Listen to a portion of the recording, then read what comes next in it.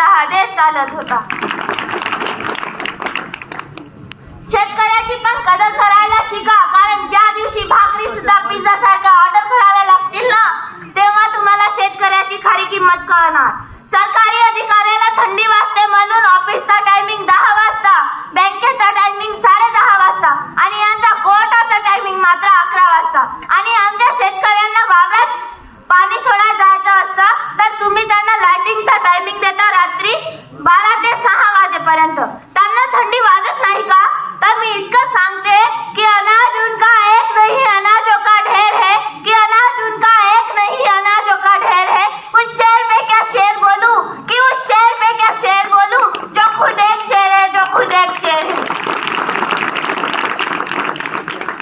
शेतकरी मेल्यावरच मदत का देता? लोकशाही म्हणजे लोकांनी लोकांसाठी चालवलेले राज्य, हे आम्हाला शाळेत शिकवलं. पण ह्या लोकांमध्ये शेतकरी आहे तरी कुठं? आम्हाला एकच सांगा, तुम्ही पुढारी आणि अधिकारी लोक स्वतःसाठी चालवलेले राज्य म्हणजेच लोकशाही अशी नवीन व्याख्या पुस्तकात टाका, जेणेकरून लोकशाहीची चालवलेली थट्टा तरी थांबेल. माझी एकच विनंती आहे, तुम्ही पुढारी आणि अधिकारी लोक देश चालवता, पण एक लक्षात असू द्या, देशाला जगवण्याचा काम फक्त शेतकरीच करतात. आणि हो, मला एका गोष्टीचा अभिमान आहे की माझा बाबा पुढारी किंवा अधिकारी नाही हो, तर जगाचा पोशिंदा शेतकरी आहे. शेतकरी